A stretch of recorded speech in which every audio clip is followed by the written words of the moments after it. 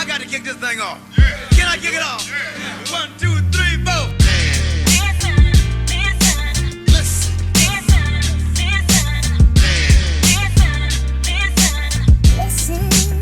Ladies and gentlemen, listen.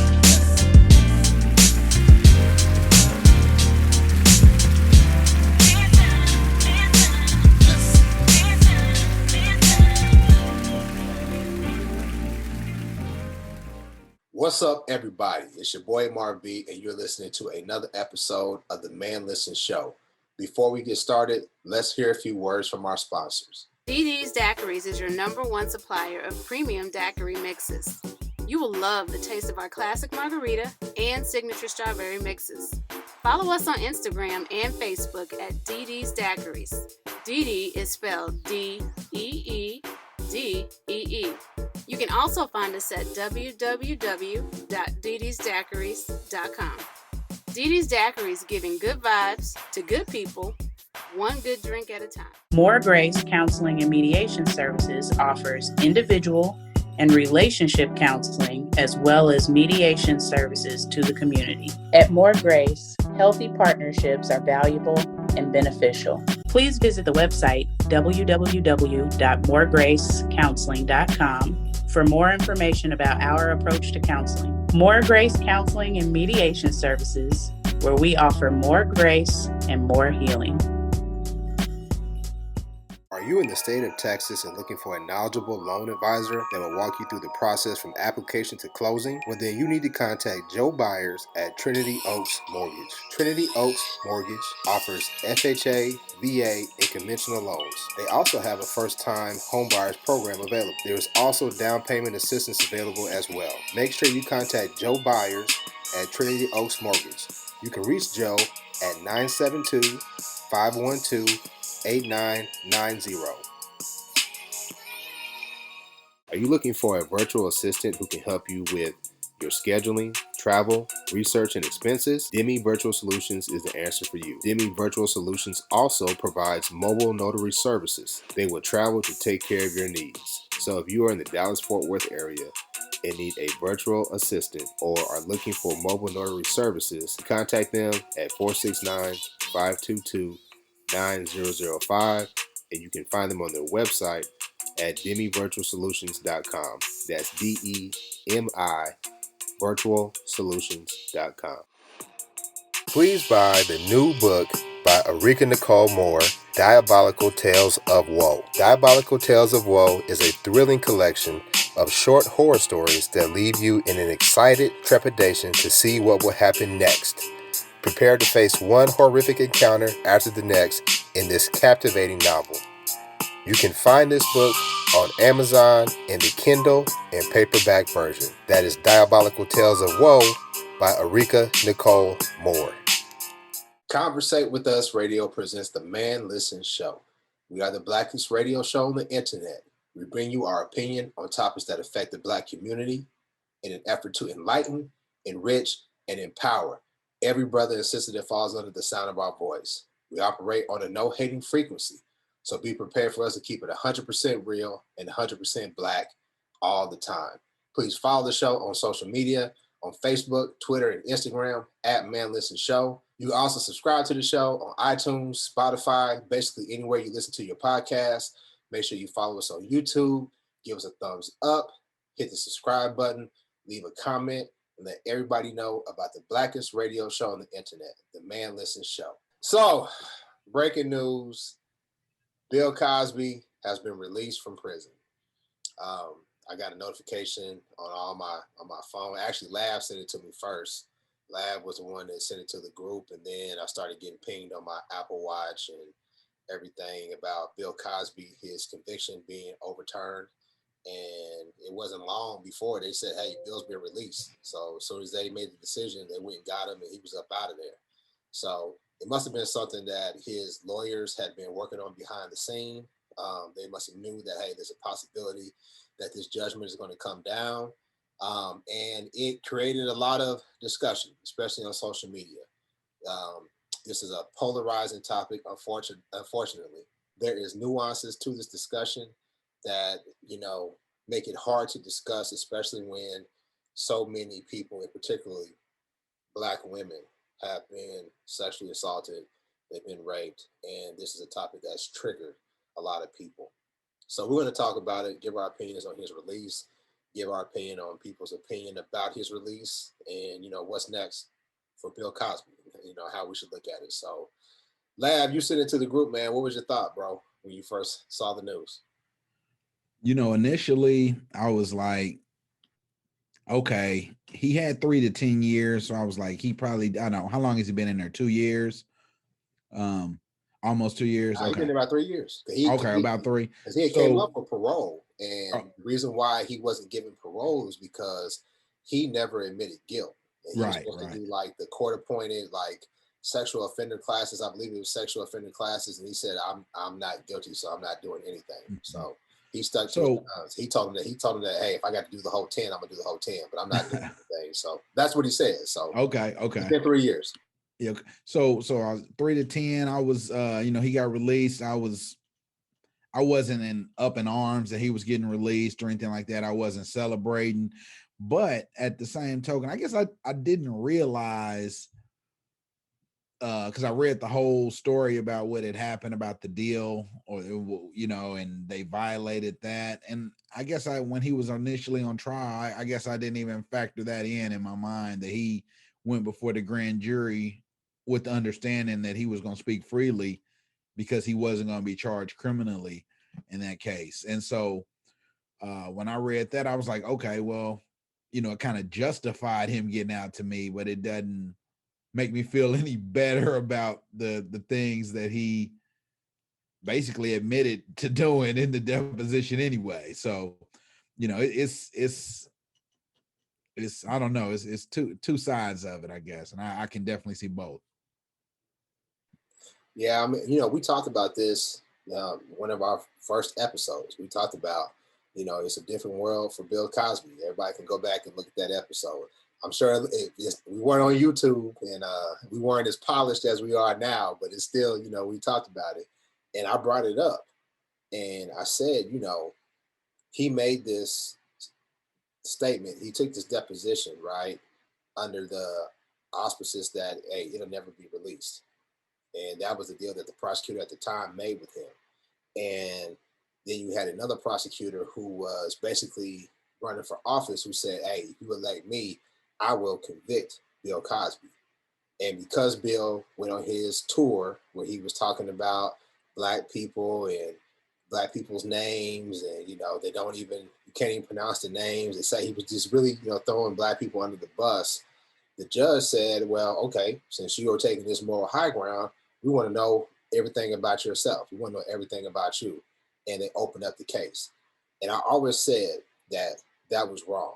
I never could justify what Bill did. I thought, me personally, when they trotted out the 60 women, that said that Bill Cosby had did something to him, my personal belief is that the lion's share of those women were lying. A lot of them were proven to be liars.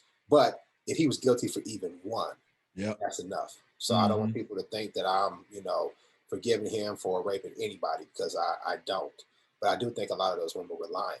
But I was always able to look at the bigger picture and say, if they could do this to one of the most powerful men in this country, what could they do to us? I remember listening to a morning show, Tom Joyner, and they had some attorneys on, and they were trying to fight for this guy who was on death row. And apparently there was some prosecutorial mishandling of the case. And this guy who was on death row, they were trying to get him off of death row. But the knowledge was like, this dude actually did kill a bunch of people. So Tom Joyner asked the question, like, why this dude? Like, this isn't the poster child of somebody who we should be rallying behind or fighting for, because basically he's a scumbag. He should be in jail.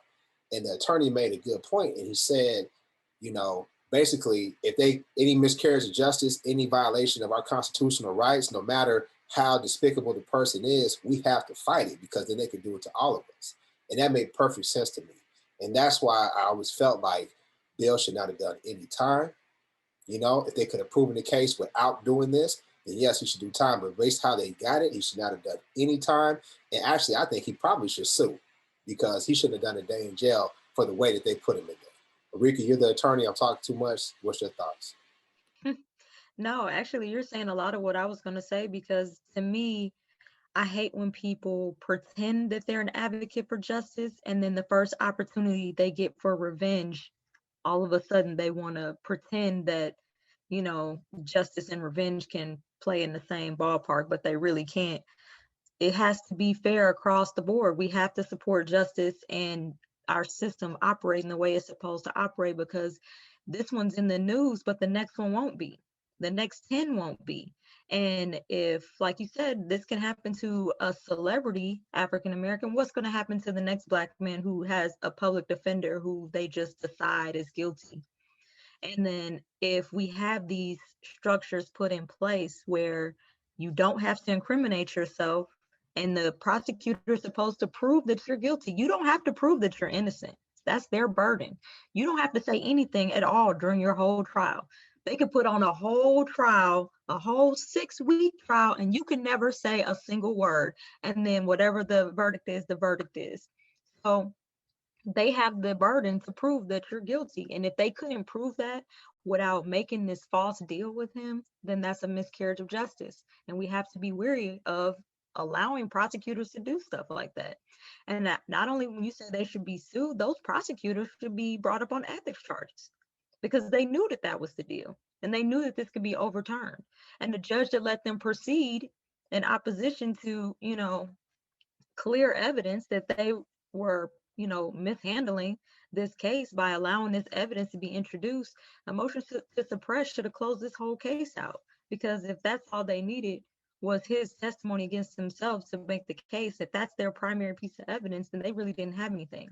They didn't really have, enough evidence to support a conviction. Therefore, this case shouldn't have made it. Now, is Bill Cosby a scumbag, like you said? Sure. Because I don't know each one of those women's story. I'm not calling anybody a liar. I'm not calling him a liar. All I'm saying is everybody has their own version of the truth. But when you get a room full of women, I'm leaning towards them in this situation. More of them have to be telling the truth than just you. So, I mean, based on my support of the legal system, he shouldn't have served a day in jail. Sometimes karma will have you serve a day in jail anyway. I don't know. So, but he paid his money. He served 3 years. If we want to give our cousins a second chance when they get out of jail, we got to give everybody else a second chance too. We can't pick and choose who's going to be our villains and who's going to be worth saving. And I said this about Robert Kelly. Robert Kelly, people talk about he's a flight risk and all of that, but he's been in jail for like over a year. And, I don't know if it's, let me not speak out of turn.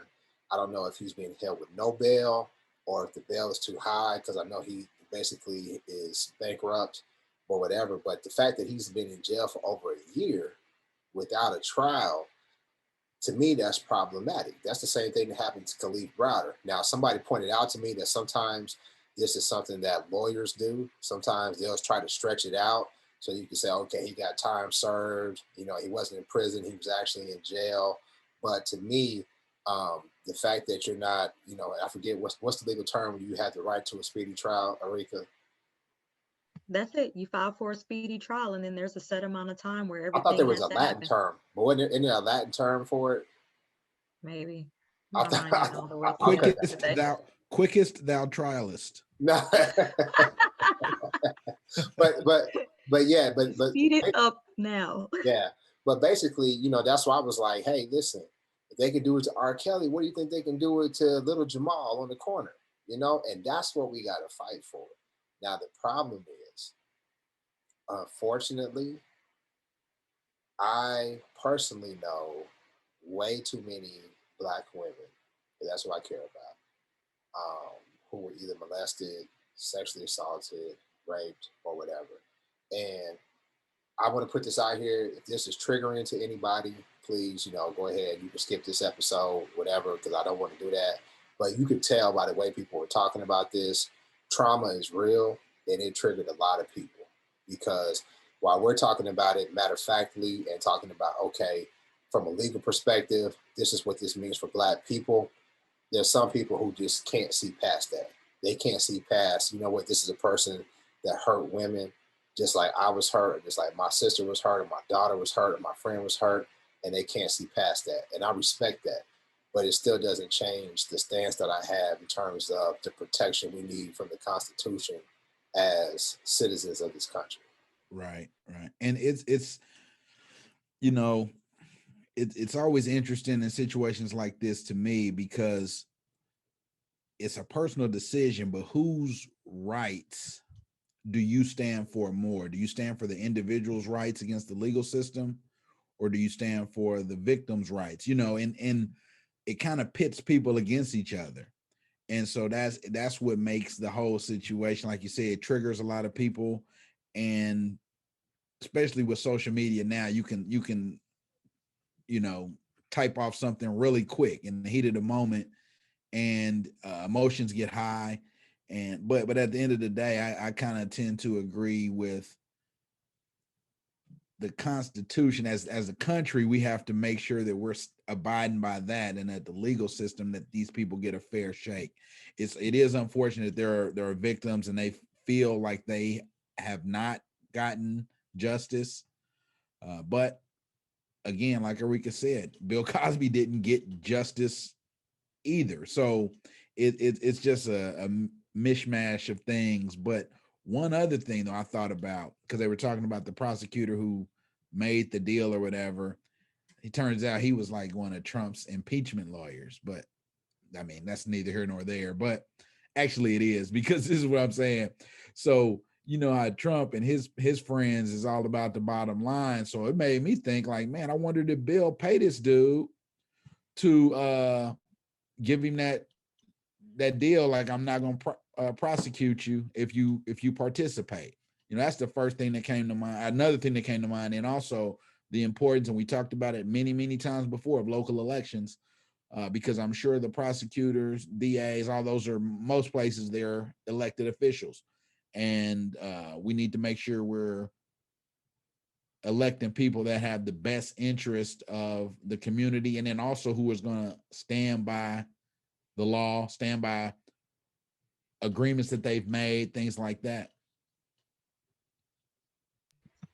I mean, I definitely agree with that because we've discussed before how important it is to vote in people that speak for the community instead of for themselves.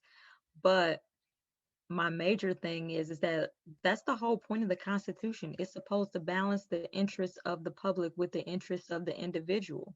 That is the whole entire point of it. Lady Liberty is supposed to be blind. That's why she's got the scale. She's balancing the interests of the public and the individual person, because we can't have an individual so important that we're willing to sacrifice the safety of the public, but we also can't live in a society where individual rights are just completely taken away for potential, benefit to the public. So is it a balancing act? Yes. Is it always going to be right? No. And me, I'm personally triggered by it, but that's why I just don't engage in conversations about it. I'm not going to sit on the internet and argue with people about whether Bill should be in jail or not, because at the end of the day, those women are not going to be made whole by Bill Cosby sitting in jail. Those women are not going to be who they were before. They're not going to feel, instantly better. Healing is a process. And if him going to jail was part of that process for them, that's fine. But that's personal and individual to them. And everybody else has to either respect it or, you know, for me, mind their business. So if you don't have a stake in it, then I really, in situations like this, I don't see why everybody feels the need to have an opinion. We like to make somebody the villain just so that there can be like a hero or a good person. But life isn't always that black or white. Sometimes people are people and they make mistakes. And that was a different time period. So I don't know what it was like for him. I don't know what it was like for them. So I'm just going to refrain from having an opinion on that.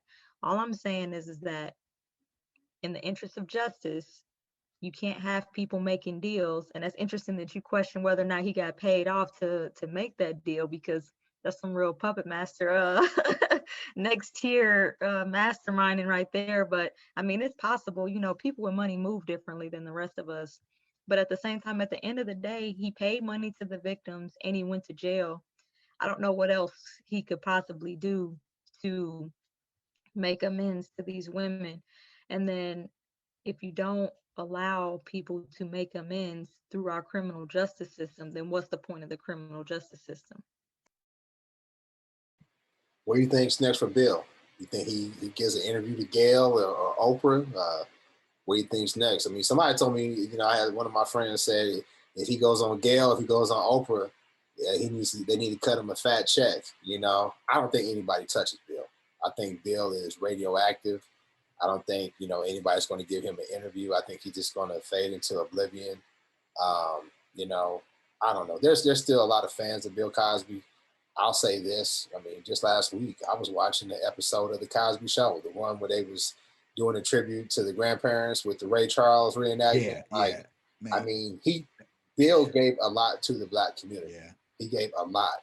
A Different World, the Cosby Show, Fat Albert, a lot of stuff he talked about with Black history. I mean, the impact of that man, I don't think should be washed away. I think you have to tell the whole story, though. And the whole story is he did have a problem with women.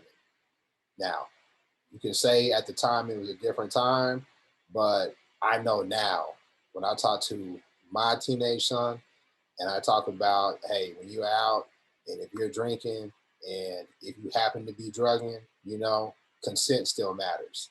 And I don't think I know that conversation wasn't had with guys like me and Lav when we were coming up, but we were just innately good people to know, hey, listen, she ain't with it. We ain't finna do that. You know what I'm saying? Back then, I don't know if they had that conversation with Bill. Still don't make it right.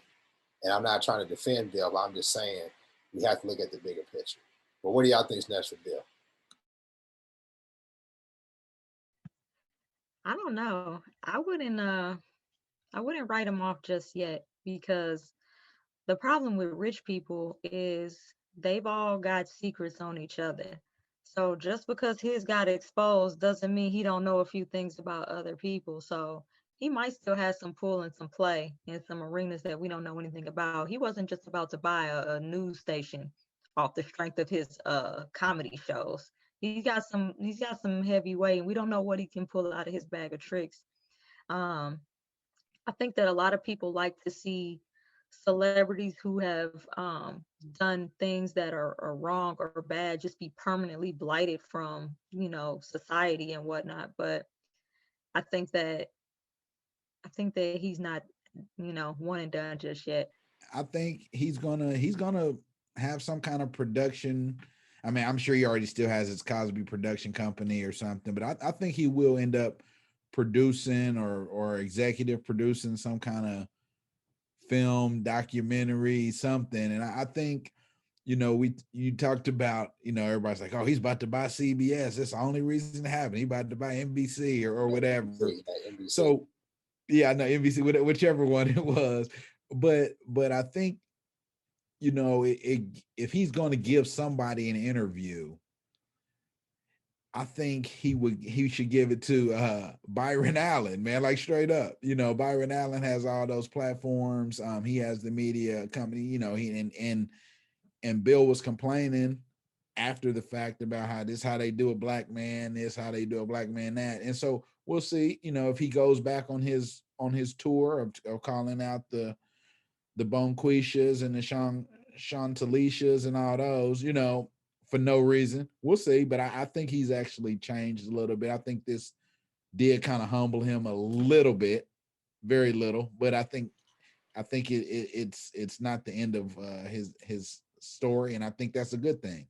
I think we do need people to be able to have some sort of redemption. Not saying that he's going to get redemption, quote unquote, but it is something to have people that have made huge mistakes, transgressions, to still be able to come back and live through that and tell their story. So I think that's important. I don't know. I think with this Me Too culture and, really kind of Me Too, like Bill was one of the people that really kind of was the poster child or the first scapegoat for the Me I think Too, he was. Me Too culture. And I think with this Me Too culture, him touching any type of project or whatever with his name on it, I think that they'll try to kill that in the water as soon as it's put out. That's just the way, when you talk about cancel culture, the Me Too folks, they were the first ones to do it. Now, what people called him out on it about was that, hey, you're always going after black men. You're always going after black men, but you say nothing about the Harvey Weinsteins. You say nothing about them. That's the problem that a lot of people have with the Me Too's, right? And it was always, ADOS black men. You don't say anything about the people. A lot of them weren't from the U.S. You say nothing about the culture that you come from. But I don't know. I think anybody who gives him an interview or any sort of platform, they're going to have to be somebody who is almost untouchable. Like you can't counsel them at all. So I think it's got to be like an Oprah. It's got to be a Gail. I think you're right. Maybe Byron Allen, is who they should give it to, or Roland Martin. He's got his own little platform. Roland. Mm-hmm. I want to call it little. He's got his own platform. Maybe that. But I just think, we just talked about Monique and how Monique is polarizing. I would say almost to the point of being toxic. Bill is extremely toxic. And I mean, he's earned that. He's earned that with some of the things he did, because at the end of the day, he did admit to blurring that line of consent. He did it. Now, no, he didn't. He didn't blur the line. Yeah. Well, I mean, you know what I mean. Yeah, I know. Right. I'm just But that's the most problematic thing about him, is that he doesn't see anything wrong with his actions. And that, to me, in my experience, is how most rapists are. Like, and because they don't see that what they've done is wrong, for a fact they're going to do it again. And if he's still saying he didn't do anything wrong, who's to say that he's not going to do it again? So I think that's the most problematic thing about him. Bill's blind. He's 83. I think he can still catch hands. He's blind. I feel you on that. But what I'm saying is he's blind. He's 83, so the probability of his dick working is slim. So he might be safe. You know what I mean? He might be safe just because he's not physically able. But I'm not trying to diminish what you're saying. I'm not at all. But I'm just saying, Bill probably can't do no harm to nobody no more. But that's a misconception. We've already talked about how rape is not about sex; it's about control and power. And a lot of people don't know that sometimes rapists don't necessarily, you know what I mean? It doesn't play out exactly how you think it's going to play out in your head. And just because they can't get this thing to work doesn't mean they can't do other things. Right. Yeah. So. Yeah. That's true. But I was, okay. I'll stand corrected. Nothing else. All right. Well, I don't know. I think it's going to be a different world now that Bill is out. That's for sure. People on the battle lines. The one thing I don't like, though, is that for someone who is like me, and I'll be honest with you, I am extremely sympathetic to women who say they have been, taken advantage of, who have been violated. Like I said, I know way too many people who have shared stories with me, and every time I heard that story, it crushed me. And the fact that I'm talking about the bigger picture for our constitutional rights, for people to frame that as, okay, well, now you're a rape apologist, I think that's out of bounds. Now, I understand where that's coming from. I understand it's coming from a place where, there's trauma behind that. So I don't really take it personally, even though I don't like it. But I've seen that happen more than once. And people have put that out to everybody, all you rape apologists who are, happy about Bill being let out. I don't really think that's productive. I don't think it helps. But, I understand why they're saying it, even though I don't necessarily like it. People get really caught up in the emotion of it all, and it's hard not to. But at the same time, like, one of the things that I had to learn along the way is I'm going to stay stuck in that angry, upset place if I don't heal myself, if I don't go to counseling, if I don't help myself get out of this place. I'm going to find something to be upset about or triggered by, like, everywhere. So it's one thing for it to be, emotionally upsetting for you, but it's another thing to throw out blanket statements just because people don't completely agree with you. And I think that's a problem in this, like, culture lately. We talked about this with this cancel culture. People are like, oh, you disagree with me? You're this. You've got to be at the polar opposite of me. Like, it's like people forgot that there's a middle ground, and that, we can see things from two different perspectives and learn from each other to try to get, a different viewpoint. Even if we still at the end of the day feel the same way that we feel, it's better to understand where everybody else is coming from than to just verbally attack people and alienate them. And now you just end up, you know what I mean, putting these labels on people that for a fact, people know for a fact you're not a rape apologist. What you're doing is you're logically processing the situation and trying to analyze it, not just in the bits and pieces, but you want to analyze the trees and the forest. And a lot of people just want to stare at the tree and be mad at the tree, but everybody can't do that. Everybody's mind doesn't work like that, and society can't work like that, because as a whole, we need society to work for everybody, not just for or against who we want it to be for or against. And so if everybody thought as narrow-mindedly as some of us do based on our trauma responses, then society would suffer. So we have to have people bump up against our trauma and make us upset and make us see things a different kind of way so that we can continue moving forward. Because we have to move forward. You can't stay stuck at Bill Cosby for forever. You could say he's wrong. I don't trust him. I don't fuck with him. Cool. Don't. But everybody who says that he deserves justice in the legal system doesn't champion rapists. That's so traumatic and unhealthy. And now you're being toxic and unhelpful to the conversation because you're not being logical. You're just being emotional. And now we haven't gotten anywhere. And people can't necessarily always see past their trauma to see how they're negatively impacting a situation. It's better to be like, what can I do going forward? Okay, so what can you do to help victims instead of sitting here on the internet criticizing people who may or may not see things your way? How can I be an advocate for victims? How can I be an advocate for change in the laws to help make things easier for victims who want to come forward? To me, I've said it before, I hate people who focus on the problems instead of focusing on solutions or things that they can do as an individual instead of just trying to criticize the whole world and wait on somebody else to fix things and make it better. Nothing's going to get done like that.